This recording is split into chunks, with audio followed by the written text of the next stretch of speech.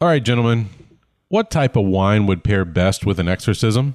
Ooh, that's a great question. I think we should yield to our exorcism expert first. John, let us know. Yeah, well, I may be an exorcism expert. I'm not a wine expert. In fact, I know 3 things about wine. 2 things about wine. Let me just take one right off the plate right now. It comes in red and white, and there's a kind called Merlot. So since Merlot is the only kind that I know, I'm going to say that one. Look at John dropping that limited wine knowledge on us. Does yours version come in a box or a bottle? I feel like box wine is the safest option for an exorcism. Oh, you're going to want a box. You can't trust glass around a demon. That's just asking for trouble. Yeah, maybe. Yeah. You know, I thought long and hard about this. And, you know, as many of our listeners know, I was a sommelier for, 15 years, you guys? 20 years? Something like that.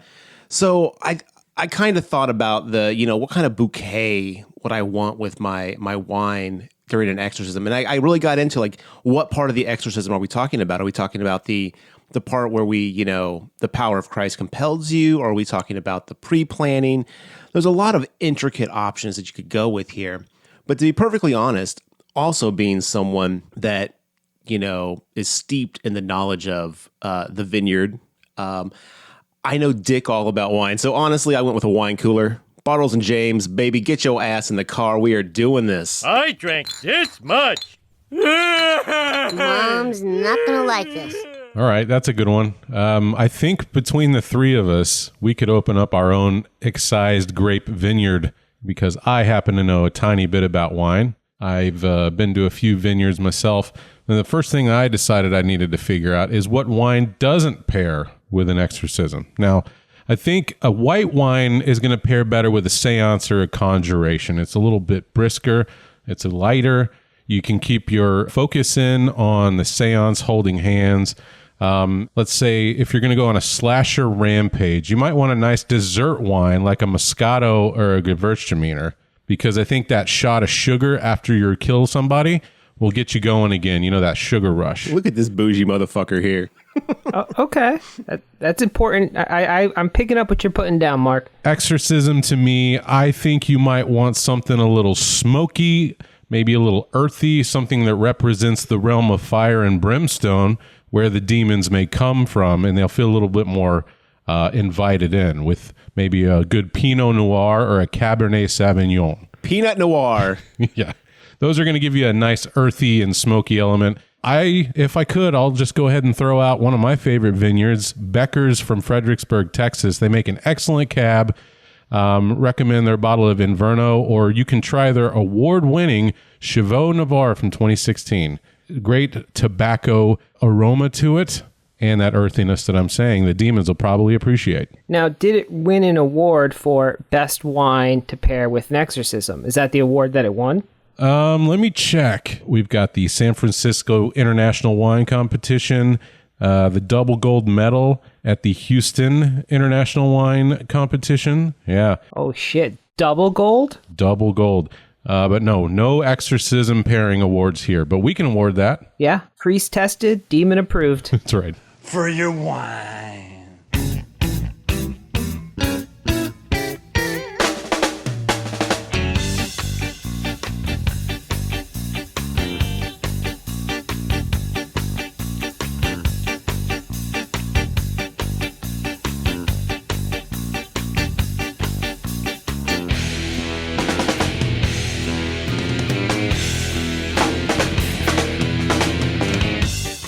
Hey, all you creatures from cyberspace. Welcome to another episode of the GraveTalk podcast. My name is Mark. Again, joined with Garrett and John on this Saturday afternoon.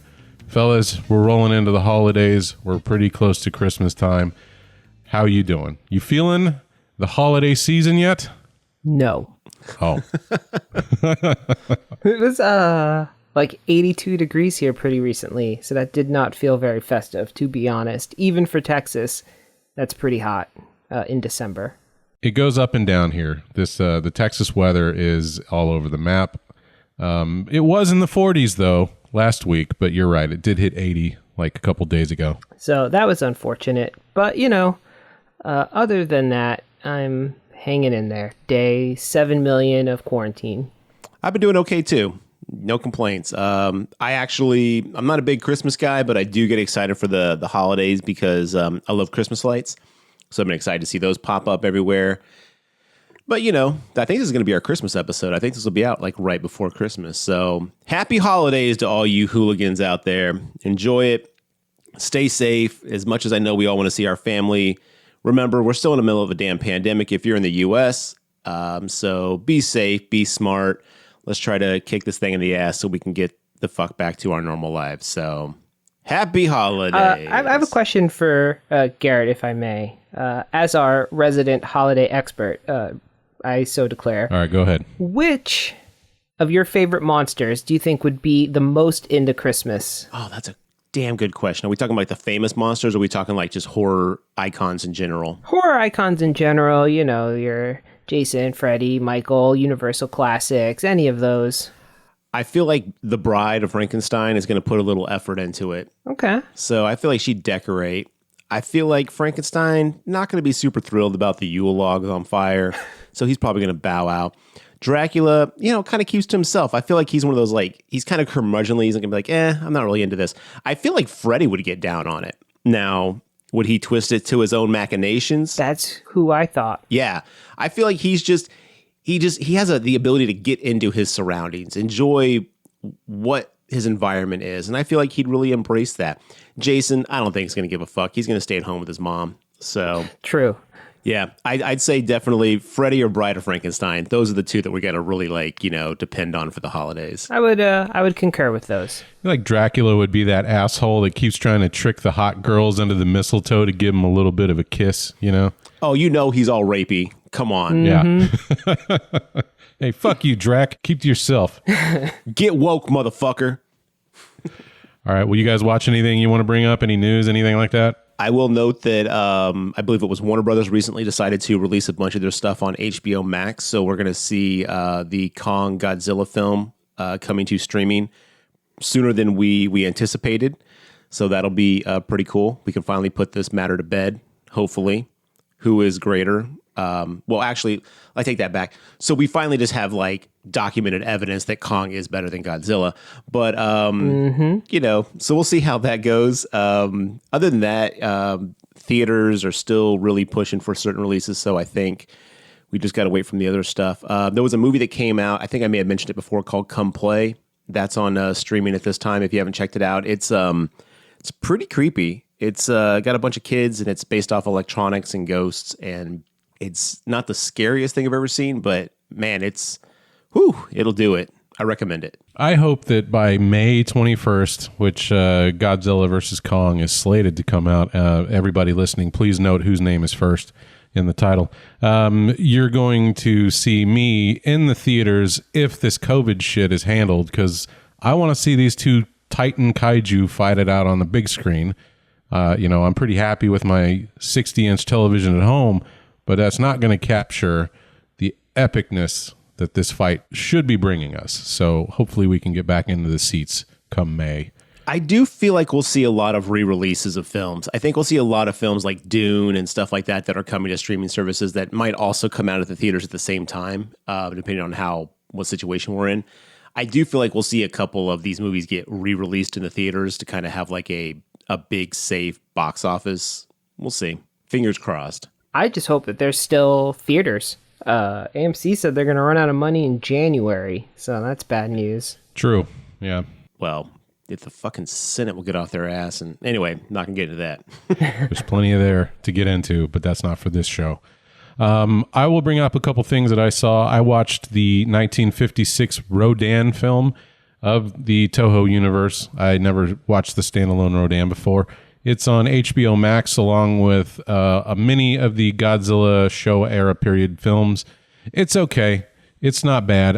It would not be my first choice. There is a good 30, 40 minutes where Rodan isn't even mentioned or brought up.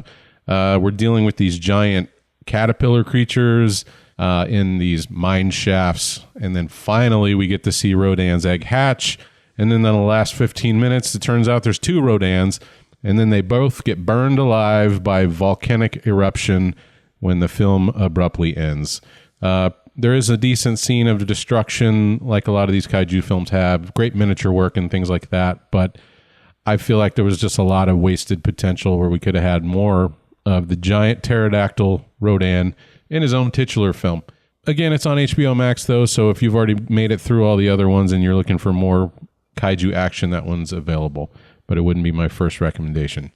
I also watched one that is another Shudder exclusive, joined with today's that we're doing, called The Pale Door. Now, this one was a cowboy-centric era horror movie with witches, and to be honest with you, I thought it was okay. The production value of it felt a little Hallmarky, you know, that family ABC channel feel that you can get out of films. I was picking up a little bit of that. But one of the interesting things that this movie did is that the witches that are haunting this group of outlaws that had robbed a train are really animalistic. Like there's like 40 or 50 of them, and they're just running through the woods, almost like wild animals. I couldn't think of any other stories involving witches that made them really that animalistic. And I was going to see if you guys maybe had any experience with that type of witch rather than your cauldron-esque witches that we normally get. No, haven't seen that. I did see the trailer for this film though, and it looked like it was going to be like just campy enough to be enjoyable, but also bad enough to not be great. When I started seeing like the 30 Days of Night level witches, I was like, okay, I don't know if I'm super into this, but the trailer was pretty good, so I'm glad to hear that the movie wasn't garbage. Yeah, it's about half and half on kind of where you got it. Meets you halfway. It's just a low budget production, really. You know, maybe if they had some more money in it, it would have been a little bit better. But you know, being that it's on Shudder, I wouldn't steer away from it. You're not paying anything for it. I think if you're in the mood for a movie with witches, which we don't get a whole lot of, honestly, it's probably worth a check out. I mean, like I said, the trailer looked really good. And you know, I kind of approach witch movies the same way I approach werewolf movies. It's like we don't get a lot of them, so when you have the opportunity to like see one, go ahead and risk it. You never know. You might actually find something that's actually worthwhile. Yeah, good point. Except for the Craft Legacy. Don't risk it for that one. Is that a new one, John? Is that out yet? Yes, it came out to streaming. I watched it. I haven't brought it up on the podcast because I am not the audience for the Craft Legacy. So my deep dislike for it is probably meaningless to the people who are the audience for the Craft Legacy, which I imagine is teenage girls. You imagine or you know? Look, I'm old. I don't know any teenagers. So at this point, I only I don't know what teenagers are into, but I imagine it's the Craft Legacy. Somebody get Diablo Cody on the phone. She may know. Lastly, I just want to give another shout out to Vinegar Syndrome. I mentioned on the last episode that I may be picking up another one of their releases. I did. I picked up Spookies. That movie's amazing. I'm not going to go too much into it, but it's basically the kitchen sink of 80s films. We'll probably end up throwing that on the list later on. So check out Spookies. Okay. You sent me this film, and film is being very nice. This was hot garbage served on a radiator in a junked out Toyota Tercel on a fucking trash heap of horror movie. And damn it, I loved every fucking moment of it. This movie was stupid funny. The acting, like, it's Neil Breen level bad. They tried so hard with the special effects, and I got to give it to them. They did okay with obviously the lack of budget they have. But when you have someone hold a spider to their face to act like they're being attacked, you got to stop and be like, okay, we've committed to this. That movie, I definitely want to talk about that at some point. Maybe not as an episode, but holy crap, this movie was a blast if you like really shitty 80s movies. And I don't mean shitty like in a super derogatory manner. I mean, like, you know, like those like just really dumb, campy movies. Man, this one hits every note. The guy pretending to be the werewolf on the log, that's all I'll say. But if you've seen this movie, you know exactly what scene I'm talking about. That had me keeled over laughing. I was just losing my shit. It's a lot of fun, and it's by no means a good film. But if you're into bad cinema, this is going to be a highlight for you. If, I don't know if you got this feeling, Garrett, but while I was watching Spookies, I was like, man, this feels like two movies that just got mashed together. Turns out it was two movies that got mashed together. So it's a beautiful beautiful, twisted, horrible mess of just some of the best scene-chewing cinema that I've seen in a long time. I mean, they straight up kill a kid in 5 minutes of this film. Yes, they do. Just to give a little bit away there, but I was just laughing my ass off the whole time. It's great fun, and maybe we'll talk about it sometime in the future. But today we're going to talk about anything for Jackson, a Shudder exclusive. We threw out our holiday episode mainly because we didn't get access to the film in time. Thank you, Shudder. We were supposed to be talking about Creepshow, but they didn't send us the link. So we'll talk about another one. This was kind of an audible, and I think none of us expected to enjoy it as much as we did. I know I didn't. This movie is fucking amazing. Yeah, I did not.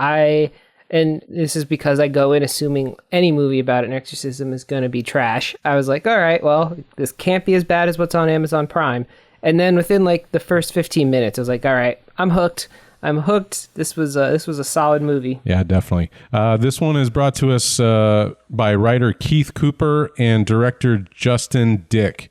And if you go look at these guys' IMDb page, you're going to be surprised that the majority of their work seems to be holiday Christmas movies and or those Hallmark type of movies. And I'm like, this is like the only horror movie these guys have done. And I'm fucking impressed. Literally, Justin Dick has a slate of Christmas movies he's shooting right now. And I'm like, dude, where did you get the wild hair to do this fucking horror movie? Because you fucking knocked it out of the park. Yeah, director Dick did a great job. So this one stars Sheila McCarthy as Audrey Walsh, Julian Richings as Henry Walsh, Constantina Mantelos as Shannon Becker, Josh Crudis as Ian, Yannick Bisson as Rory, Lynette Ware as Detective Bellows, Claire Caballero as Talia, Scott Caballero as Colin, and Daxton William Lunn as Jackson.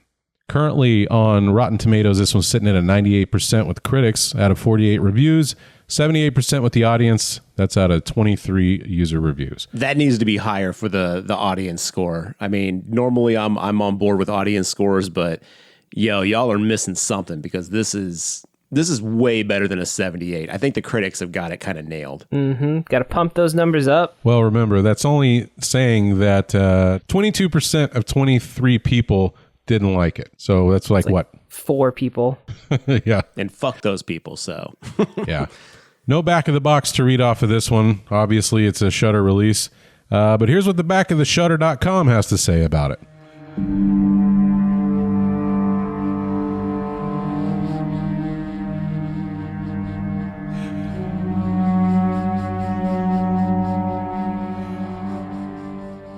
After losing their only grandson in a car accident, grief-stricken Audrey and Henry kidnap a pregnant woman with dark intentions to perform a reverse exorcism, putting little Jackson inside her unborn child. This is a Shudder original. Pretty short. Yeah, especially for Shudder, because normally their little blurbs are gibberish. But they did a good job on this one. Please go see Kuzo. Let's let me pull the mic in here real quick. Hey Shudder. I know on a previous episode I gave you guys a lot of shit for having just some like bare bones garbage descriptions. I want to take this moment to say I appreciate you stepping up your game. Lately, I have been on Shudder and every description has, even if it's been kind of short, has been very good about giving me an idea of what type of film I'm going to get myself into. So y'all stepped it up. I appreciate it. I'm loving your service. I kind of jumped on just to kind of get a couple movies for this podcast. And I'll be honest, I don't see myself turning off Shudder anytime soon. So way to go, you guys. So shout out. If anybody from Shudder is listening, which I'm sure you're probably not, but if you are, kudos, keep it up. This is fucking awesome. Yeah, keep the horror rolling. Now, John, when we first started speaking about this film before it became an episode, I had mentioned that the premise was a reverse exorcism, and the first thing you said, isn't that just a possession? Yeah, I mean, I definitely have some qualms with the phrase reverse exorcism because we already have an English word for that. But I pushed through, and I'm glad that I did because that phrase is dumb. So even after viewing the film, you still feel that way? I feel like they kind of got away with it. I think it's not quite a possession. for reasons being that they're trying to put someone else inside of another person and not so much a demon. What do you think? I understand what they're going for, but that whole premise makes it even less like a reverse exorcism, because one of the main tenets of an exorcism is that it involves a demon. So if they weren't even going for a demon, they were going for a spirit. I don't know that there's a word for that. There's probably some German word, but it's definitely not a reverse exorcism. It ends up becoming that because spoiler, but it wouldn't be a movie otherwise. They fuck it up, but yeah, I just don't buy that phrase. I kind of felt the same way. I was like, well, it's not a reverse exorcism, and it's not really it's sort of a possession, but it's not fully a possession. But then, yeah, I was like, what would you call this? Listeners, if you're out there and you've got a perfect word for what to call what happens in this film, hit us up. Let us know, because this is going to keep me up at night until we have an answer. It's like a summation, Ooh. A summoning of a spirit and a possession. I like your usage of smashing two words together. Pretty nice. Thank you. It's one of my main talents, my malins, if you will. That and wine knowledge. John, as our resident exorcism expert on all things exorcism movie related, how does this one fare against your normal viewings of these films? Oh, I mean, this is considerably better than your average exorcism movie. This one is actually good. It is up there, with I can't think of any off the top of my head now, but that lawyer one that we did an episode on, The Possession of Molly Hartley, generally good exorcism films, not like your Amazon Prime exorcism films, which is what I expected this to be when I heard it was a Shudder original. No offense, Shudder. Most of your originals are misses. I was really worried going in, but they did well with what they had. Well, this is a Shudder exclusive. They're actually doing what Netflix is doing, where they're actually finding projects out there, and I think they're buying the rights to, I don't know if you guys know this, but the Borat movie was being made. The movie Coming to America 2, which I'm very torn on the fact that they made a sequel, but I'm very excited about. That's now going to Hulu. Or Amazon or Hulu. Basically, they bought the rights to that. So it's going to be on their service. Honestly, I've avoided getting on my soapbox about this for a long time, but I'm getting really fucking tired of these streaming services buying movies that would normally come out that I could purchase and put in my collection and watch whenever I want, making them exclusive to their service, so I have to have a damn subscription to watch these things. I get the concept. I'm just really bothered how they keep buying up projects in production to make them exclusive. So therefore now I have to have 3 to 5 streaming services just to watch certain movies.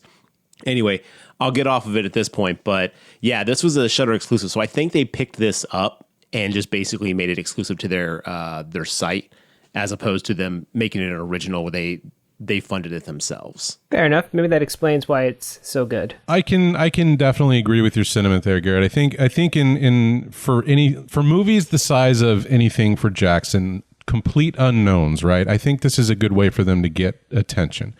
But if you're talking about big movies like Borat and Coming to America 2, I totally understand what you're saying. Yeah. There's another example that came to light recently with the news of HBO Max taking all of the Warner Brother movies and putting them on the service.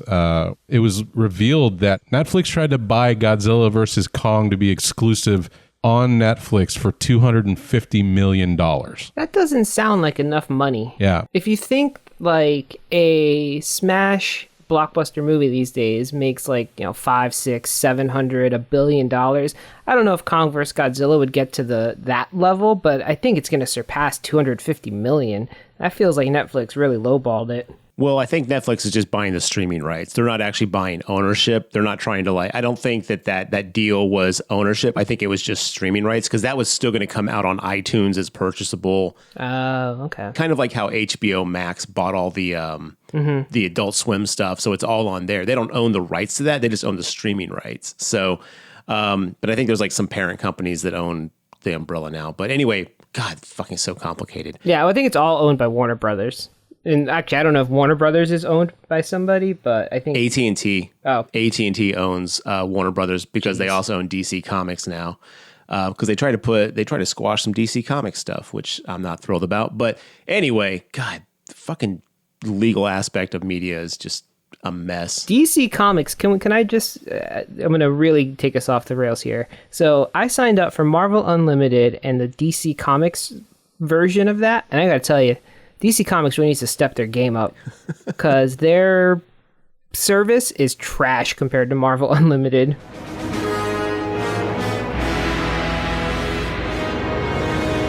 Welcome back to Comics Talk with Garrett and John. DC actually was really kind of slow to get on the digital code stuff, and they still don't even do digital codes across the board. Like Marvel books, if you buy a Marvel comic, you get a free digital code to add to your digital collection for most books. And then a lot of that stuff hits the Unlimited app as time goes on.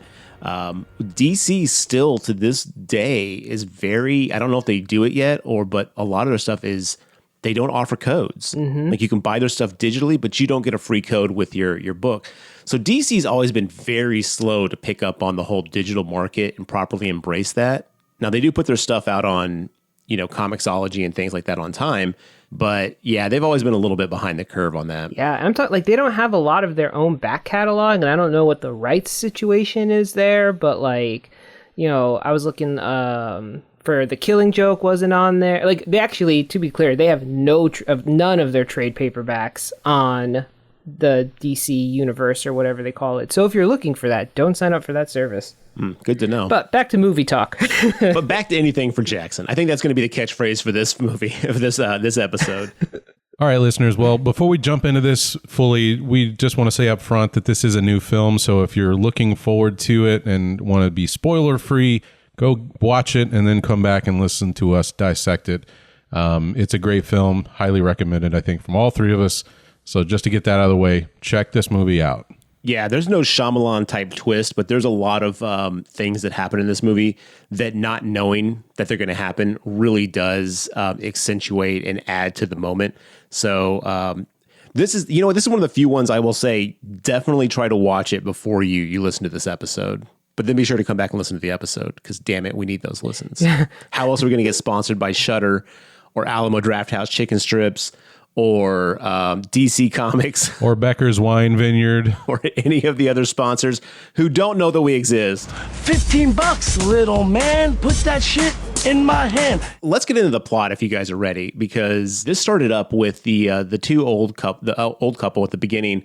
Just kind of doing their thing. The wife is cooking in the kitchen. It's this kind of wide shot of their kitchen and dining room.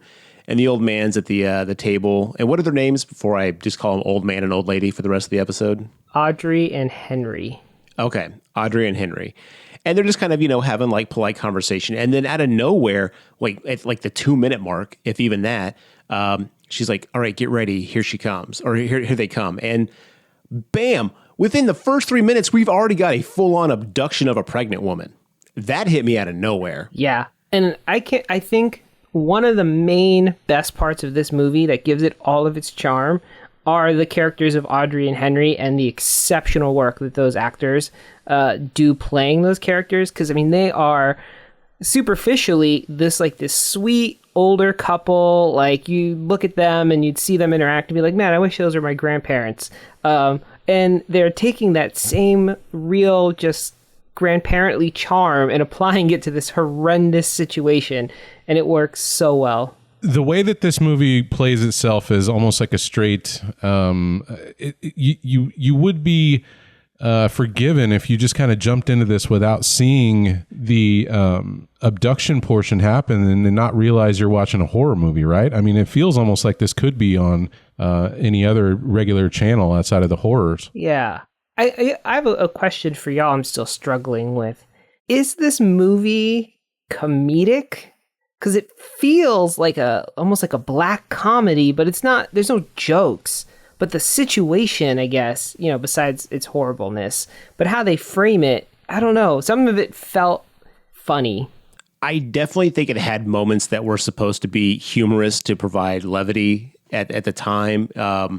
The cop thing that happens at the end had me laughing every time it went down, and we'll get into that. But I don't know. I think this happens a lot with horror films, and this is just my personal take. I think that when we do have moments of comedy or levity that is very humorous, we like to throw that whole like horror comedy or that black comedy, kind of label on it. I don't know if this is that. I think it just had moments that were humorous, but this movie feels like it's played very, very straight, like very, to what Mark said, like an abduction film. And it just happened to have elements of X, Y, and Z, at least until the end when it becomes very horror specific. But right. Yeah, I just think it just had funny moments I don't think it was supposed to be built as a comedy, at least in my opinion. But like, as opposed to like a regular abduction film where it's so tense, like, I don't know, everything in this movie is, until the end, which is what makes I think the end so effective, is so like almost subdued. It's like for the first 2/3 of it, it is a very, I mean, there's periods, but it's mostly a very subtle and subdued film. John, I think I can see what you're getting at. And I think you think the movie's trying to take you to a punchline, but never actually delivers the punchline. Oh, that's a good way of putting it, dude. Mm-hmm. That's a good way of putting it. Like, for instance, the guy who's coming to shovel the snow. You know what I mean? Like, he felt like he could have been the comedy punchline here and there. And instead, he just comes out as kind of this pathetic character overall. Like, he shows up and he's starting to really distract Henry and Audrey from their grand scheme here. And they're like, oh, no, we have to deal with this idiot. And he's not listening. And he still just wants to be in front of our house and make noise. And we're trying to avoid attention and things like that. And yeah, so I think I get what you're saying, John. It definitely felt like it could have gone that way if the director and writer wanted it to. Yeah, I think it really walks that line. I'd agree with that. And you kind of get that feeling right to Garrett's point, like in the opening scene where it's juxtaposed with this really sweet conversation, just actually not even sweet, just sort of banal conversation. And then pregnant woman getting abducted. Yeah, but this movie hits its stride. Like, I mean, that's the thing is when it first started, I was like, oh no, you guys got me a slow ass exorcism movie. I'm not going to. And then I was like, oh, abduction. Okay. And then this movie does a great job. John, it's a tight 1 minute and 37 minutes. So I know you appreciated that. Yeah, I mean, this movie does not feel long. In fact, I wish it went a little longer. I could have spent more time with these characters. I made a joke as we were watching it. Like I paused it real quick to see how long it was. And I was like, oh, an hour and 30. That's a tight John. And I was like, that sounds inappropriate. But I immediately thought, I was like, oh, this isn't a John time frame. Nice. But no, this movie, we talk about pacing a lot. And I think pacing is one of the biggest things for horror films with me is, if it just lacks at places, it can just ruin a film. But this one did an amazing job of just continuing to ratchet up tension, keep a steady pace. At no point did I ever feel like we were lagging or meant to take even the breathers were developing and pushing the plot forward at a very heavy click, which I thought Chris Dick and whatever Cordy. Close. Justin Dick and Keith Cooper. Okay, those guys. The house was actually Keith Cooper's house. Interesting to know. Those guys just did a phenomenal job of writing this story out. So kudos to them. But now I have to ask real quick, John, to sidebar this. The exorcism part of this, did you find it to be as intense as other exorcism movies? Did you find that to be as effective as other exorcism movies? In the start, no, but the final one, like the closing where everything goes off the rails, yeah, I mean, that was very, very well done. The initial parts, though, no, it was subdued. It was cool when they did it with the Raven, though. I thought that was dope. I liked that scene because she was so proud of herself. Oh, when she brings the crow back to life? Yeah, the crow. So Henry is a practicing doctor, right? And they've targeted this woman who is having a baby. Her character's name, I believe, was Shannon. And they had planned it out that they were going to take somebody that maybe was not as connected to her family life, maybe was a little hesitant to be a mother in the first place. And, through regular checkups, they deemed Shannon to be the one that they were going to take in, and they were going to strap her to a bed. And then, as we've said, a reverse exorcism is going to take place because they had some tragedy occur where they lost their grandson. His name is Jackson. As this movie progresses, you're going to find out that Shannon actually wants to keep the baby. She's learning to come to grips with this motherhood that she's been faced with. And ultimately, as any woman or person would ever be disgusted by the idea of having a reverse exorcism performed, she ain't on board with it. But the whole process of getting this into place, maybe you guys can help me out because I've already forgotten. Like, one of the things about this movie that it brings in, it kind of sprinkles in a little bit of the Evil Deadness, where they have their own version of the Necronomicon, and it's like this ratty old tattered book with all these incantations in it. Where did they get this book? Did I miss this part? Yeah, he talks about it. So this book is basically like different pages and text from all these different books throughout history and society. It's kind of like the collection of all the evil shit put into one book. They have at first I thought it was going to be a satanic book club. Yeah. So Audrey and Henry go to this like satanic little group that they perform, incantations and stuff at the community center, and they're part of that. And through that, they know a couple people there. One of them is Ian, who will come back into the story later. This dude's like real quiet and weird. I mean, think like creepy satanic incel. And he is like, hey, I found that book you wanted, blah, blah, blah, blah, blah. And so through that group, they're trying to find this book. And it's revealed later on, Henry tells Ian that he had to fly to, was it Israel, John? He flew to Israel and he bought it off Yeah, he ended up in like Jerusalem or somewhere like that. Yeah, and he bought it off a guy and he's like, how much did it cost? And he's like, let's just put it this way. We don't have a retirement anymore. And that's how he got it. Okay, so the Dr. Henry actually flew to Israel and picked it up himself. Yeah, which now when he flew back, do you think he checked it or was that a carry-on? Oh, that's a carry-on, baby. Yeah, you don't check that stuff. You keep that on your personage. Okay. So this satanic group, Garrett, that brings me to a question. Is like, do you think that they joined this club after the death of their grandson, or were they always a member? After. Audrey says multiple times that she alludes to it a couple different times and then says until you lost a child, you just don't know what you'd be willing to do to recover, to deal with this loss. And she makes it clear that she started looking for anything and everything. So it becomes kind of, clear that this path was discovered on her journey to try to find a solution or fix to what happened to Jackson. I wonder if they went through all the other options, like maybe the good side of the realm, and rather than just going straight to the Satanist side. Well, there's nothing on the good side that's going to help him. The good side would say, Jackson's in a better place now. Chill out. When y'all pass, you'll meet him again.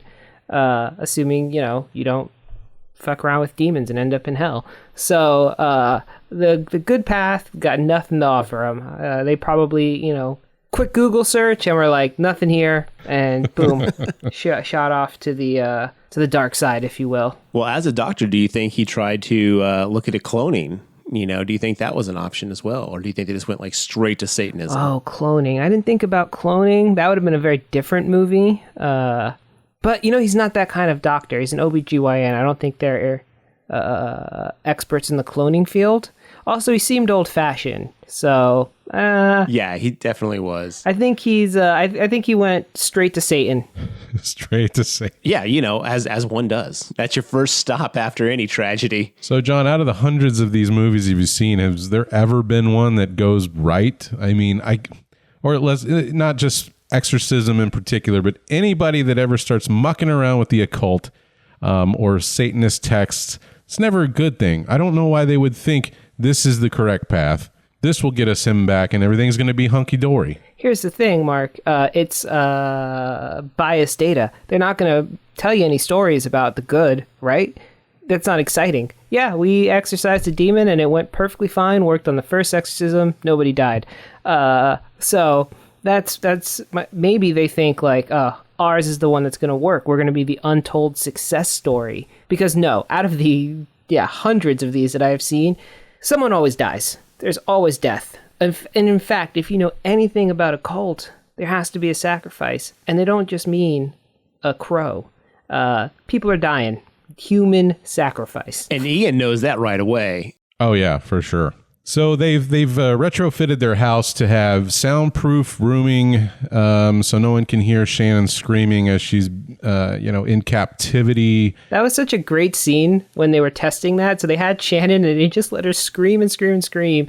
And Henry goes outside and he calls. Audrey's like, "No, we can't hear anything. Nope, not a peep." It's like, see, I like to see this kind of testing. This is fixing up some of the plot holes. That was so well written that I didn't see it coming. And for something as mundane as that detail, it completely closes like 2 plot holes, but it also increases the tension of the moment. And I was like, okay, at that point, I was completely on board for this movie. I was like, okay, someone's put some thought into the backstory of this narrative. The writing of that was so well done too, because they've got her. This is like right after they've abducted her. Like we're talking within like an hour of her being abducted and handcuffed to this bed. She is fully restrained. They sit down in front of her and give her like Audrey has written down her monologue. And it's like, "We thank you for your time. We planned this out." Like, it's just like, she's got like a TED Talk intro that she's giving this woman about exactly what's going to happen. And, I really appreciated the way she played that. And Sheila McCarthy's delivery of telling Shannon, like, "Hey, look, you can keep screaming all you want. Nobody's going to hear you, dear." It's very motherly, the way that she's interacting with her captive. I really like the fact that they're not scary people. Audrey and Henry are, like you said, motherly, and like, but they're so committed to this very evil act. Just makes it like all the more creepy that like, man, these 2 people could be your neighbors, You'd be like, "Hey, what's up? Yeah, they're so nice. They always bake cookies or whatever." And, they captured and are going to do some horrible things to this pregnant woman at the same time. It's so crazy. Yeah, the next time you go to the doctor's office, just start ruminating on all the satanic shit that your physician is doing. True. That you don't even know about. All doctors are Satanists. Everybody knows that. And I do love the first time we see him at his office, and that we get the idea that he does do things associated with like, sex and babies and things like that. It's like one of his patients runs in and it's like, "I've got to see the doctor right now. I'm not saying it's HPV, but it might be HPV." And he starts flinging papers and he's like, "I got a cut in front of you." That dude, like going from 0 to 10 in like 5 seconds about needed to get an STD test, was so hilarious to me, because I was just like, "Yo, calm down, my man." I was like, I get it. But that was really good to also see how Henry reacts in stressful situations. So we got a really good idea that he's really good at handling situations, but through the rest of the movie, we very easily find out that Audrey, the grandmother, is the mastermind behind this plot. And later on, there was a line where Henry's like, "Sometimes you just have to let them do what they're going to do and go along with it." Henry's just kind of along for the ride, which I thought made the scenes when things started going like tits up, like even more intense for me when it was happening to Henry, because I was just like, "Oh, this poor guy." Like, he got suckered into this so bad. Yeah, it's strange to be a little sympathetic towards kidnappers, but you're right. Like the way that they play these characters is just like totally like people off the street. And you're right, Garrett, no matter how well laid out this plan is, once shit starts to go sideways for them, when Detective Bellows is introduced, she starts looking into the disappearance of Shannon. Henry starts to fumble a little bit, doesn't he? Yep. Yeah. Well, he fumbles. Mistake number 1 is when that STD person comes in, because he's like, "All right, I'll see you right now." And his receptionist is like, "Oh, no, you have Shannon Becker." She's like, "Oh, she's not going to be here. She called." And the receptionist is like, "No, she didn't call." And Henry's scrambling, right? He's like, "Oh, I saw her on the way in. It doesn't matter. Whatever. Come on, STD guy." But then, not 2 days later, this detective comes and that bites him in the ass. Yeah, but the receptionist did cover for him, which I was like, what's her game in all this? Like, what is she getting out of this? Because she did kind of help the lie to get Henry back on track, to kind of cover his tracks, even though it didn't work. At that point, Bellows was very much, Henry was a suspect at that point.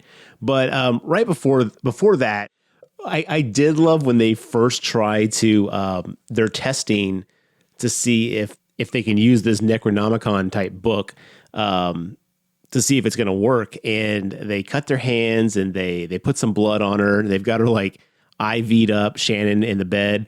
And then they're reading this thing.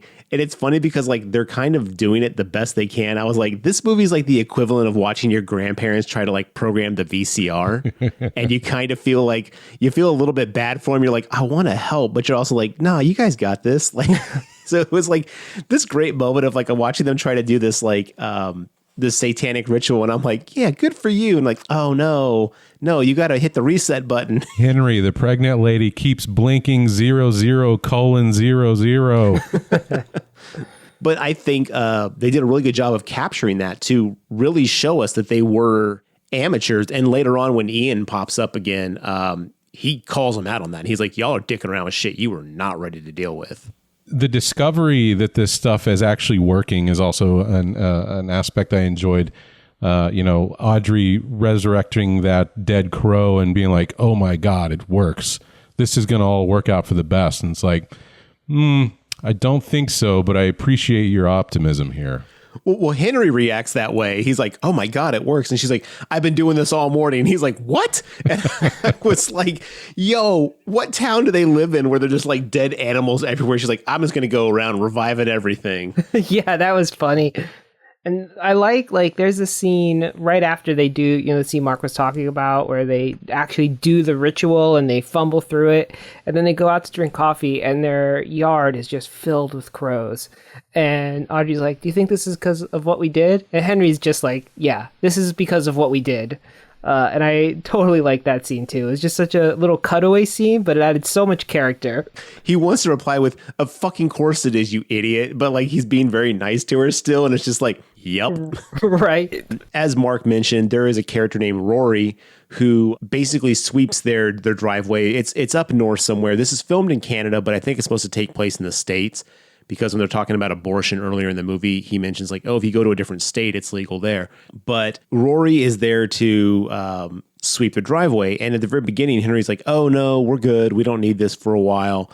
And then he calls Rory's wife to let him know like, hey, we don't need Rory to come do this because they're trying to keep a low profile. Yeah. And to me, this is like nitpick number one, though, because we know that the room is soundproof. It would have been less weird if they just let the guy plow the snow and move on with his life. Okay. Like we said that too, because he's like, oh no, you don't have to do this. You can go away. Like he's trying to like keep Rory away just in case some sound comes out for some whatever reason. And I was like, oh, that's kind of smart. But then later on, Rory comes back and he's like, oh, I haven't been home. Me and my wife aren't talking. A mistake was made. And you think that Rory cheated and got kicked out of the house, but you find out he hasn't been there in a couple months. He's like, I'm going to give you a freebie. Don't worry about it. I'm going to give you a freebie. He has a snow machine that is like as loud as a fucking lawnmower. And I was like, bro, he's using this thing. He couldn't hear shit even if he wanted to. It's like, to John's point, it's now more conspicuous that he wouldn't let him use this loud ass machine to get the snow out of the way. Because there's no way Rory could have heard anything with that machine on. Mm-mm. But that does lead up to the point where he's like, okay, shit. Henry's like telling Audrey, he's insisting on doing it. And she's like, you got to get him out of here. And he's like, I don't know what to do. And at this point, there's been some scary things that have been happening. Because the first time they tried to test out the incantation, a giant demon appears in the process. I don't know about you guys, but that thing freaked me the fuck out. The giant like bird skull demon thing. Holy crap, that messed me up. There's like 3 main demons that I think we see, right? There's that dude who's terrifying. Then in a little bit we come across this like contortionist demon with a bag on his head. That shit actually I was like, damn, this is one of the best monsters I've seen in a while. I was very uncomfortable with that particular demon. And then the flossing one, that also fucked me up. Oh, that was my favorite one, man. And when they introduced that character, just watching the teeth fall on the ground one by one. Oof, man. That was some good shit right there. Yeah. So once they've done to kind of test out the Necronomicon, can we put Jackson inside of? Oh, and to point out also, when Shannon is first brought into this room and abducted, she sees a small child playing in the room, and she's like, "Who is that?" And then the grandmother Audrey is like, "Oh my God, you can see him? That's Jackson." Well, Jackson's dead. So the fact that like Shannon can see this dead kid, basically they're like, this bodes well for us. this is definitely the vessel we want to use. So we're already getting hints that like we're seeing things that are spiritual or not really there. I don't believe that was Jackson, by the way. I believe that was a demon tricking everybody. This might be me bringing a lot of baggage in from other Exorcist movies, but you can't trust demons. They're going to show you whatever it is you want to see, and they want to see Jackson, so I don't believe that was actually Jackson. I think it was a manifestation of whatever evil entities are trying to get through this doorway. That's interesting because I did think it was Jackson because of what happens at the very end in the window, which we'll get into in a minute, but let me loop back around on this because once they test that out, then we start to see like Henry wakes up from being in bed and he sees Audrey over there at the mirror. It looks like brushing her teeth or something like that. And he's all like, hey, Audrey, blah, blah, blah, blah, blah, blah, blah. And then Audrey calls his cell phone and is like, hey, I'm outside. Can you help me with the groceries? And he's like, what the fuck? And that's when this demon, which looks like Audrey, and she's flossing her teeth and she's like flossing into her gums and the teeth are falling to the ground and like plinking across the floor. And then she starts like walking towards Henry. He loses his goddamn mind. So that demon comes up later on when Shannon, the captive, is trying to get out. She's almost found a way to get out of her restraints. She looks over the edge of the bed, and as you guys mentioned, there's this contortionist gentleman. It's the same guy from Scary Stories to Tell in the Dark, the guy who played that monster at the end of that, as also the Baba Yaga in the new Hellboy.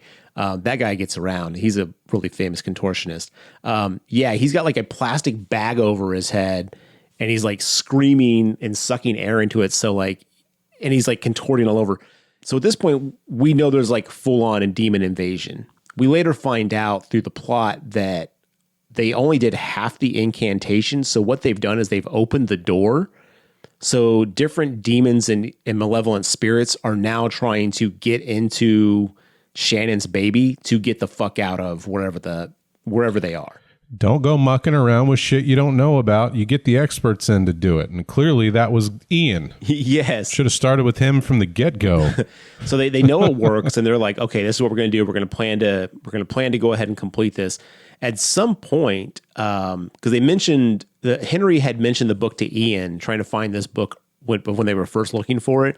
Ian's like, hey, I think I may have found a guy that knows where this book is. And he's like, oh, no, we're good. Thanks. So like from here out, shit gets crazy. Yeah. Pretty much. There's no turning back at this point. Everything that's happening is just nonstop balls to the wall, like ghost shit. Rory's doing the freebie of the snow blowing of the snow and then just turns his head and waves and then plows his fucking body into the like what looked like a Fargo tree shredder. Yeah. So like Audrey and Henry are like, they're just whispering. They're like, do you think it worked? Is Jonathan in there? Like, yeah. And Rory's like, yeah, it worked. Jonathan's in there. And he waves at them. And yeah, he just shoves his head in the fucking snowblower. It was so unexpected. And it was so different than anything that had happened in this movie so far. I mean, I hope you watched it before listening to us because the way that hits when you see it in person is exceptional. It is really well done. Yeah, it shoots blood across the white snow and then a tooth shoots across the yard and embeds itself into a window that they're looking out of. And I was like, oh my God, that is creepy as fuck. Yeah, definitely a great kill. Watching that white snow getting sprayed out of the machine turn red, you're just like, holy shit. But this movie made me wonder, because up to this point, we're seeing a lot of hauntings occur. A lot of stuff seems to be happening inside their own minds from time to time where one person sees something and the other didn't. I didn't know if that dude Rory actually did this until later we see Henry go and bury Rory's body in the woods. Okay, let's talk about that job that Henry did. I'm not saying Henry's got to be a professional like body hider. Professional body hider. But he's like literally on the edge of the road and buries him like 3 inches deep. And I was like, come on, man, you got to do better than this. Even the professional body hider's got to start somewhere. You start out with leaving the feet and boots hanging out of the ground and the hands sticking out and be like, well, that's good enough. I'll get better as time goes along. And it's at that time that he gets a phone call from Detective Bellows, right? She's like, hey, we need to talk about the missing persons, Shannon. And he's like, oh, great. What have you found out about it? And she's like, I'm not at liberty to talk to you about this case, sir. And I was like, oh, damn, that's a smackdown if I ever heard one. And she's like, well, I would really like to meet with you in person. It's, timing of these certain matters are of the utmost importance. By the way, I'm in your neighborhood. And he's like, oh, great. Okay, I'm out. I'll be home in an hour. And then he just screams in frustration in the woods. And I was like, man, I feel you, brother. When it rains, it pours. Exactly. This is a part of the territory you're going to have to deal with when you start trying to bring dead kids back in via Satanism. Yeah, you got to know when you dabble. But you're really starting to see those cracks appear in the facade of like, we got this on lock. You don't got this on lock, Henry. No, situation's spiraling out of control. So he races home and the detective's already there and he sees Audrey and he's like, I'm so sorry, I tried to keep her, whatever. And it turns out the detective had seen Shannon and has Audrey handcuffed and he's trying to get Henry handcuffed. And Shannon's like, let me out of here. Just let me out. Unhandcuff me. Free me, please. And the detective looks at her and he's like, yeah, hold on. I just have to do one thing. And then fucking shoots herself in the head. And that was another shocker I did not see coming. Yeah, that scene plays out like, as John said, the cop is already in the house. Because when Henry gets there, you see the cop's car. She's trying to calm Shannon down. Like, don't worry, I'll get you out of here. I just have to do one thing. And then, as you said, she shoots herself in the head. And then she's like under the chin, straight up through the head, blows her fucking head open, and blood splatters on the wall. That was probably the most shocking non-horror thing I saw in this movie. Like when that happened, I was like, oh my God. Like I was like, what the fuck? But at this point, you get this, it's solidified that anything that happens in this house is now tainted by demons or evil presences. And I have a quick question for our exorcism expert, John. This movie has now demonstrated that the demonic power and influence that can be applied to individuals is so strong that they'll take their own lives. Now, is that something that's common in these type of movies? No. We're talking about a cop and a snowblower guy who have really no interaction with this demon realm.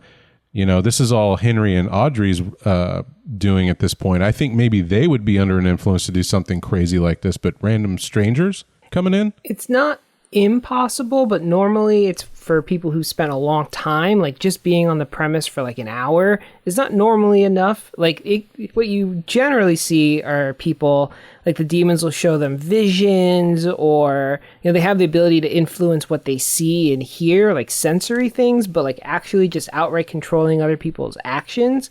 That's pretty rare in these kind of movies.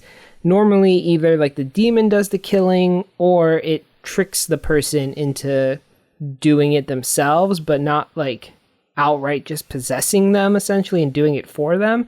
You don't really see that a lot. So kudos on something semi-unique. I don't think it possessed them. I think the evil in the house like made them do it, like, hey, blow your head off. And it was like, okay, bam. Like, I don't think it possessed them. Yeah, like mind control or something like that. That's probably more likely what it was. Yeah. But still pretty strange in an exorcism movie. That's really heavy suggestive powers, Yeah, exactly. And I thought that was really good, though, because like in exorcism movies, you always feel so safe except for the captive, or the person who's possessed. And in this, it was like anything in that house is now at risk. And that really put me on edge. And I think they did a really good job of not knowing who or what I could trust at that point, because you never know. Well, because I mean, she shoots herself in a second. Like you do not see it coming in any form or fashion. And as we mentioned kind of to a joke later on, so after this point, there's a knock on the door. And it's so crazy because they're like, what the fuck? Oh, well, first Henry takes the cop's body and buries it next to Rory's body out in the woods. Then he comes back. There's a knock on the door, and it's Ian. And Ian's like, you've got the book, don't you? And they're like, yeah. They instantly trust Ian with this because he's part of their satanic cult. And I think by now, though, they're also like, you know what? This is way past our... we have tried to program the VCR and we blew out power to the block. We need to get an assistant in here. Get the Geek Squad on the phone. Yes, exactly. And I will say this, right before this happens, I don't know if you guys caught it, and for all the listeners of the show, this movie has the greatest line ever written in a horror film, because they're outside talking. This is back when they first see the murder of crows in their yard, and she's like, "Do you think it's because of us?" And he's like, "Yep." And he goes, "Don't worry. We'll get Jackson, and then we'll burn this damn house to the ground, ghosts and all." And I was like, yes, there it is. I was like, this motherfucker gets it. Like, he's like, fuck these ghosts. We're going to burn this shit to the ground. I was so happy. Like, I was like my arms were pumping and I was cheering in like my living room. I was like, yes, Henry, you fucking go, man. I was so excited. I thought it was going to be, because this movie's full of great lines, right? So after the detective kills herself, she pops up constantly and shoots herself over and over again, which at first was shocking, but nitpick number 2 for this movie is it gets played out because they do it too many times. But that's the joke. Well, they don't even show they don't show it all the time. They hint at it when Ian comes back, and he's like, "Hey, that cop just shot herself," and like, "Oh, she's been doing that all night." Yeah. But my favorite part of this whole movie is the first time it happens. Shannon goes, "I hope that happens to you the rest of your life." I was like, damn, that's brutal. Oh yeah, but warranted. And we haven't mentioned at this point, all this stuff. Henry and Audrey are hanging on, trying to make this thing, get to completion.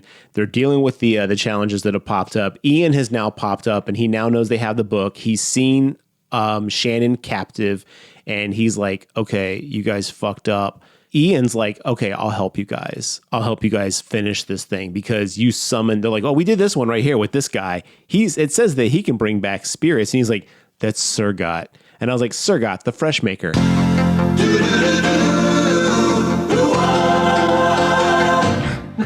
You find out that Surgot is the demon that they've summoned, and he's the one that opens the door to the evil realm where all these malevolent spirits and stuff are.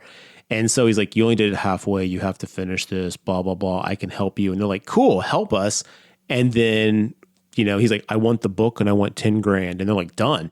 Throughout the movie, Audrey and Shannon have been talking, and Shannon's been trying to slowly play on Audrey's emotions and her logic to try to like help keep her alive. Like, "Hey, don't kill me. I'll raise the baby as your daughter," because she knows that the daughter killed herself after she lost Jackson. Yeah, I like her logic, though. I do. She's like, "Listen, y'all are fucking old. You're going to need someone to raise this kid when y'all die, right? I could be that somebody." I was like, all right, I see where you're going with this, Shannon. Yeah, it was really smart. She's been trying to like earn the trust of Audrey. At the same time, she's found a way to get her hand out of the restraint, out of the handcuff, because Audrey makes her like little like handcuff cozies to make it more comfortable. With those, it's loosened the grip on it. Shannon can get one of her hands out. So she breaks this glass of water, hides a piece of glass under her pillow, and then puts her hand back to the handcuff. So now Ian is back. Ian and Henry are setting up the incantations. They've like done a line of salt, which is standard practice for exorcism movies. I'm gonna tell you a pro tip. Here you go, listeners. Hear me out. Use 2 lines of salt. 2. Salt is cheap. You can fucking buy it by the ton. You don't need to put a really shitty, super thin line. Defense in depth. That's all I'm gonna say. Yeah, make the line a foot thick. You don't have to do like a little half-inch line of salt. Do it a foot thick. Yeah, in exorcism movies, salt is non-existent. It's very rare, very hard to get, apparently. So it's traded on the stock exchange. It's a good commodity. Mm-hmm. Yeah. So Ian's like, "Okay, let's put this salt down. Do not disturb this line because this will protect us from the spirits that are trying to get in. I'm going to help you out." At this point, Shannon has that piece of glass underneath her pillow. Audrey and Henry are like, "Okay, cool. It's time. Let's get Jackson. Let's do this motherfucker." This I did love. At this point, Ian has like kind of gone off base. Like you see him in the scene before about to leave to come over to Henry's house, and his mom's like, "Do you want any food? Blah, blah, blah." And he's like, "No, Mom, leave me alone." Listening to like heavy death metal in his basement, reading these books and stuff like that. Typical cliche Satanist. Am I right? Yeah. He's over at the house. He cuts crosses on the bottom of his feet barefoot. So when he walks across the floor to the pentagram that's been painted on the floor, he leaves like upside down crosses on the ground. So Ian is fully committed to doing this ritual. Yeah. And we do find out in like right before the ritual, one of their other Satanist friends calls Henry and is like, dude, did you hear about Ian? Like, he fucking killed his mom. And Henry is like, oh, God damn it. I am way over my head yet again. So shit's really like the dominoes are starting to fall, right? He knows he needs Ian, but Ian, like Garrett has said, is he's left planet Earth. He is totally committed to doing evilness. Exactly. And so, Mark, I have a question for you because, you know, we asked John his opinion on exorcism stuff quite a bit. What do you think about exorcism, like scenes, like the final like stuff? Like in the end of Exorcist 3, we had that crazy scene where like he goes up to the roof and his back like rips open and shit like that. And then we have like the more kind of like, I almost want to call it mellow scenes like this in Exorcist 1. I don't know. What's your favorite kind of exorcism scene? I like more the aspect of the demonics energy at play when they're really fucking with people, making them see shit. In my experience, not nearly as tenured as John's, but whenever I watch these exorcism movies, the endings always seem to be pretty similar, right? It's always like the priest. It's literally like someone doing their own rendition of William P. Blatty's Exorcist. So for this one, it was such a breath of fresh air in this genre that just feels kind of stale to me. I also don't really get into these movies that much because I don't believe in demons. You know what I mean? Like, I think these things are more impactful for people that tend to be religious. I'm not saying John's religious in any form or fashion, but I feel like if you have faith of some degree watching these things, the aspect of hell and demons and all that stuff can really ratchet up the fear that these kind of movies can produce. Oh, I definitely agree with that. I think the reason I'm so into this is because I grew up Catholic, and if there's anything Catholics know is that the devil is real, and he's going to get you, and you're probably going to go to hell, and it's your fault. So be guilty about that. So I'm pretty sure that, even though like I don't believe that anymore. But you don't have to take my word for it.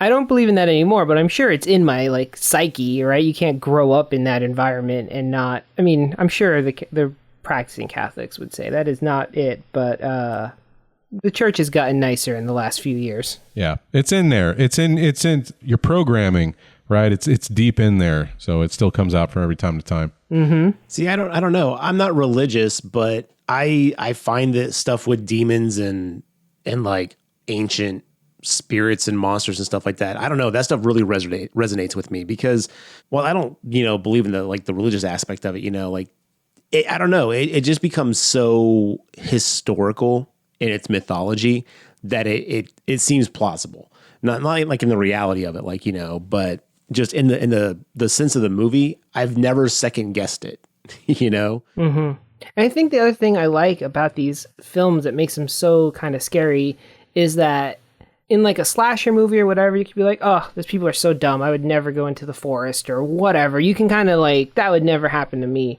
But in a lot of exorcism movies and in the real quote unquote exorcist, like if you believe in that in real life, the demons or the devil specifically go after good people because that's what they want to ruin. They want to prove even the best humans can succumb to this. So just living a good life or thinking, there's no way to avoid being possessed, and that I think is really scary too, that it could just happen at any time to anybody, randomly almost. Well, and the thing where like they can make the cop shoot herself in the head, or they can make Rory dump himself in the snow mulcher, like the fact that they wield this like unearthly power that you just really cannot defend yourself. With a slasher, you can be like, don't go in there. Oh, you idiot. Don't try to block the axe with your hand. You're a fucking it.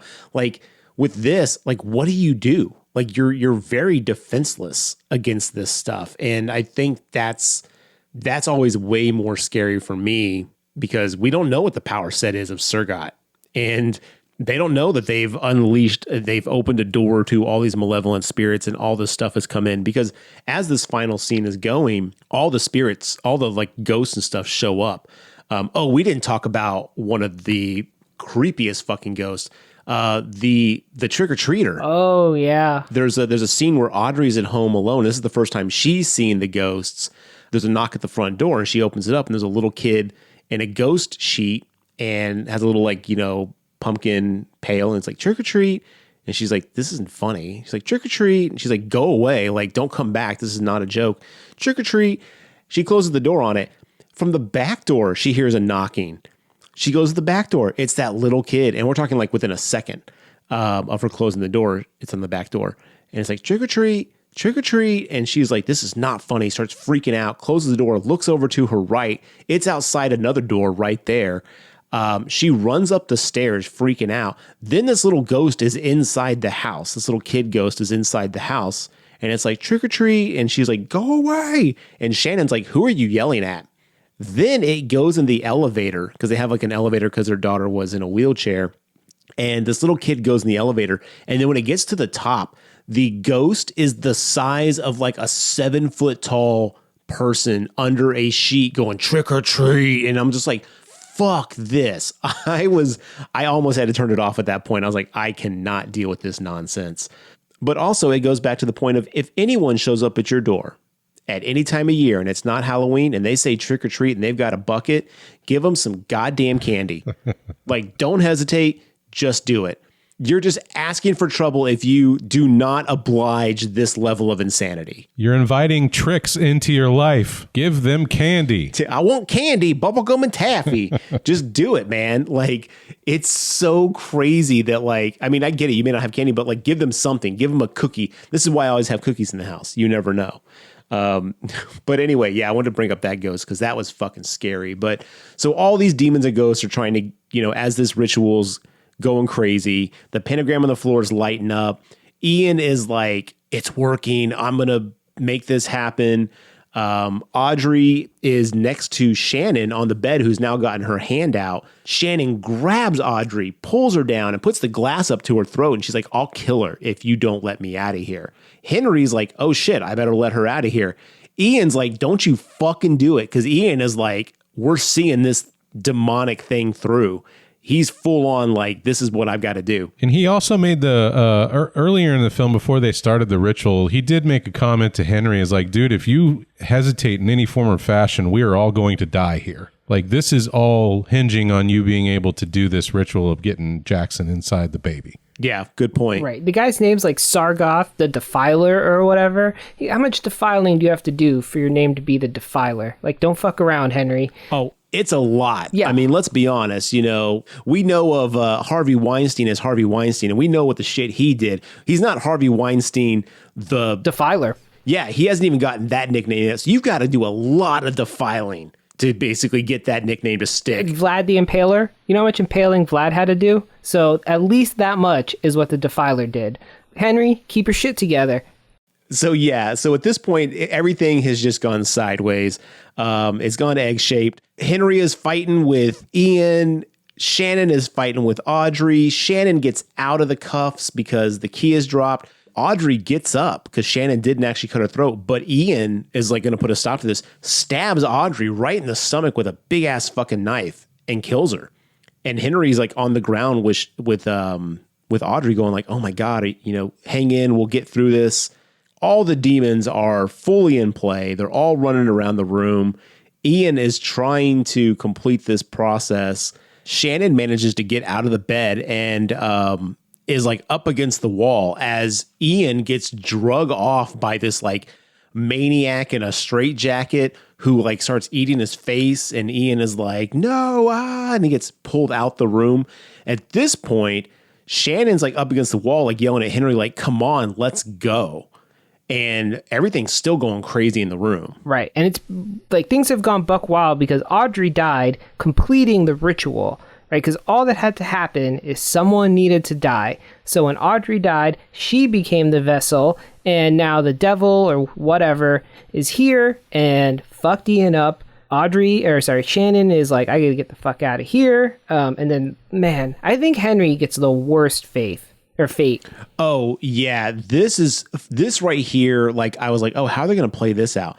So Shannon is leaving the house and she's like running and trying to get away from the ghost. She runs into Officer Bellows, who's like, I can help you. I can save you. She's like, nope. Bam. Bellows blows her head off again, just for one more like good measure. And again, at that point, it's become almost comedic because you're like, holy shit, this is going to happen nonstop. I laughed when she did it. I was like, come on, movie. Yeah, I did appreciate it. I did like that Shannon was not in, like, sometimes in these movies, man, like, the characters are so dumb. They're like, oh, yeah, you can help me. It's like, dude, it's a fucking demon. Nothing that this demon is going to do is going to be something you want done. But Shannon was like, I got no time for this shit. See you later, and just kept going. Yep. And then we cut back to upstairs, and at this point, Audrey's dead, Ian's gone, Henry is like, starts contorting and like going, and like falls to the floor, and out of his back, like ripping out of his back, is like this creature. And as Shannon is downstairs getting into the car to drive off, upstairs, this giant demon, and it wasn't Surgot, but it's this like giant, weird, horned, white, hairy demon thing that was fully pregnant. Like, I don't know if you guys saw it, but like the demon was fully pregnant. Starts walking to the door, and you don't get to see it like in full like vision, but like it's massive and it's crazy looking. Starts walking to the door of the room. Shannon is downstairs in the car about to leave. She looks up through the back window up into the room that she was in, and she sees the ghost of Jackson in the window staring at her. And so at this point I was like, oh, Jackson didn't make it into her stomach, like isn't inside her unborn child. But then something in the window, something giant in the window, picks Jackson up and takes him away, like picks him up and walks out of like the window frame. So you can't see him anymore. And then Shannon's like, okay, fuck this. Starts driving. She eventually sees something in the road, like I want to say maybe like 200 yards in front of her. And it is the giant demon thing. And it stops in the middle of the road. And we're talking way down the road, kind of dimly lit, but you can see that this thing is massive. And it's just standing there, and it kind of turns and looks at Shannon in the SUV. This right here, though, I was like, if this movie does this thing that I hate, if that demon covers that amount of ground in like a second and is up on that car, I was like, I will have to turn this off. Like, I could not deal with that. That's the one thing in horror movies that fucks me up more than anything. But the demon looks at her and then kind of turns back and then walks into the woods off the edge of the road. Just talking about it has my hair standing on end. It was so fucking creepy. Man, I loved that ending. And then Shannon looks down at her stomach. She's still pregnant.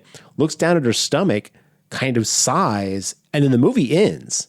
That's the end of the film. And I've got questions. Like, what was that final scene about? Yeah, I wasn't sure if this was Shannon haunted the rest of her life. I don't think so, because she ended up really not being involved. Because Audrey died, she became the vessel. So I think Shannon, she's scot-free in the sense that the whole world is probably fucked because this demon's out and about now, free to, do demon shit. But I don't think Shannon in particular is like any extra haunted than the rest of us are about to be. Okay. I think the movie implied that the baby is fine. Weird. See, I took the whole, like, the demon looked at her and was like, oh yeah, you're cool because you got a demon inside of you. You're good to go. And I thought she looked down like, oh shit, I'm tainted at this point. Like, that's the way I took it. Mm-hmm. But again, the ending definitely leaves it kind of sort of ambiguous to kind of leave it to your own devices on what you want to think happened. I can totally see that too, though. Like, it's an ambiguous ending. So I definitely also see what y'all are saying. So, I'm not like saying, no, that's crazy. It definitely, I think, is intentionally ambiguous and that it could go either way. But yeah, it's open up for interpretation. So you're saying, and I kind of like this too, you're saying that because the doorway was opened and never closed, it's just going to leave open for more demonic activity to be coming into our realm, if you will. Well, I think the demons that came through will be here. I don't think any new demons can come because Audrey died and she was the doorway. But I think like Sargoth is free, or I assume that big demon is Sargoth, or whatever that big demon is. That thing is free to cause all kinds of demon trouble. Which actually brings up a good point as far as demon goes, because that thing's a giant demon, but against a military, what's it going to do? It's going to get them to all shoot themselves. I mean, if it can, then cool. But that's the thing is that's one thing that I always have a problem with was this is Surgot the Defiler, this is the end of all existence, blah, blah, blah. And then something comes out that's only 7 foot tall. And I'm like, we got this. I'm always like, well, I don't think it's meant to be physically imposing. It depends on the movie, but I think the idea is that this demon, it's like a beachhead now, and it is going to possess other things, and or in The Omen, it's going to take over the president and use the president to destroy the world. Good point. Okay. Spoiler, apparently The Omen was a predictive movie.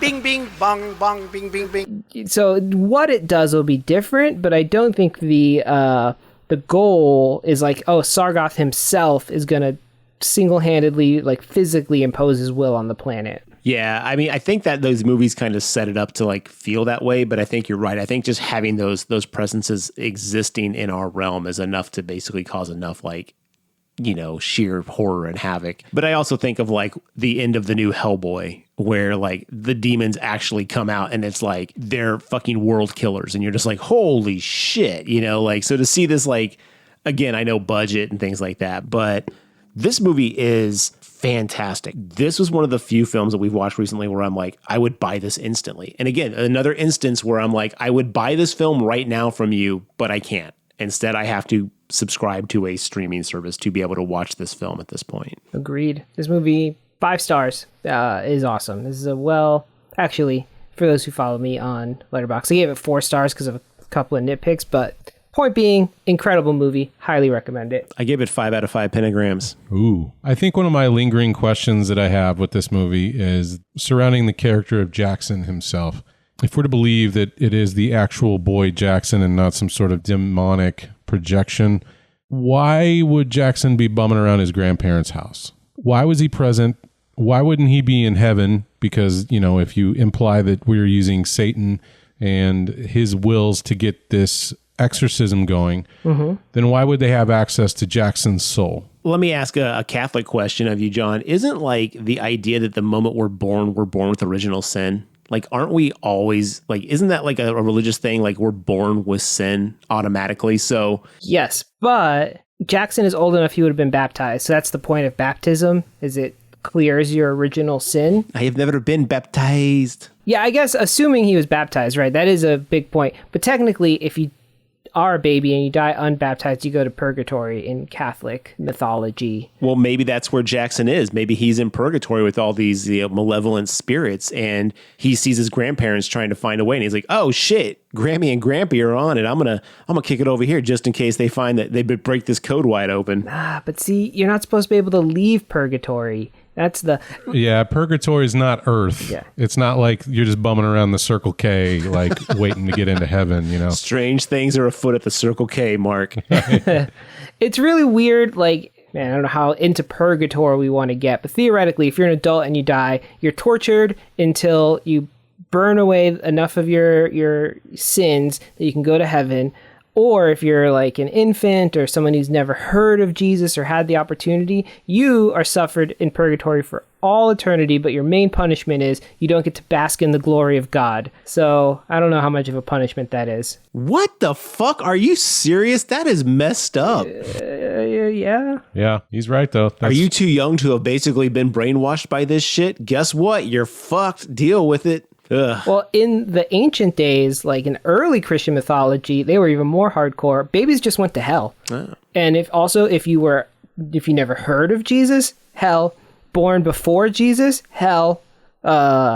So they were even... Talking in class, that's a paddling. Yeah, straight to hell. God and Jesus have had a real makeover over the years, that's for sure. But yeah, that was just one of the things I was curious about, was watching this, okay, I mean, that's also kind of the thing with these type of movies too, is if we could just grab people's souls from purgatory or heaven, then people would be dropping out of the afterlife left and right for any grandma and grandpa that saw fit to bring someone back from the dead. Yeah. And I don't know if the old pearly gates would be too keen on that. It would have made more sense if the mom was still there with Jackson. All right, because maybe the idea of ghosts, right, is that you feel like you're undone or there's a really strong emotional attachment or whatever. So maybe like the mom kept Jackson from ascending, but just toddler Jackson, I don't know, it doesn't make sense. Yeah, and they actually in the movie did show that the mom lived after the car accident that killed Jackson, but she was like paralyzed from the waist down, and she was completely just like, not catatonic, but just completely like ruined and disconnected, and she just couldn't ever get over this, and she ended up taking a header down the elevator shaft and took her life because she just couldn't deal with the grief and the loss of Jackson. I think it would have been an interesting plot line to have before she goes, like have the mom put the idea into the grandmother's head of, like bring him back, and then she sacrifices herself to bring Jackson at least to a place where he could be resurrected. But again, that's really complicated, and I don't think they had that kind of time in the movie. But what if they could have injected just a little bit of acknowledgement, maybe that like Jackson is still attached to this realm? Like maybe he did stick around and not want to go off into the afterlife. Therefore, we need to get a plan to get him back for real, not just his spirit lingering. Like, I think they could have added that in, but how much would that have changed the movie's overall feel, I wonder? Yeah, that goes back kind of to my point of I don't think this was really Jackson. This was the demon giving the Audrey and Henry what they wanted to see to serve the demon's purposes. Okay. Well, audience, what do you think the ending was all about? And do you think Jackson was really Jackson, or was he a demon manifestation? Do you think that you should keep candy on hand just in case trick-or-treaters show up at any time of the year? Do you think it's unsafe to stick your head in a snow plow? Do you think that if your house is haunted with ghosts, you should burn that shit down and leave? Let us know on our social media at the www.gravetalk.com or our Instagram or our Facebook or our Twitter or any other places fine GraveTalk products are sold. Mark, I kind of did your thing for you. I don't know if I did it good or not, but... Perfectly fine. All right. Yeah. 3 recommendations from us and a good outro for Garrett. So we'll leave that there, and we'll be back next year, I guess. 2021. So this is our final episode of 2020. We've made it 3 years as a podcast.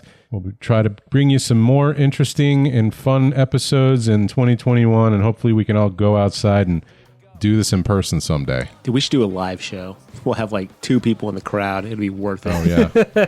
Who are you guys again? Can you leave the food court? We've got a party coming in like in a half hour. Sir, please get off the stage. Yeah. Thanks for listening, and we'll see you next time.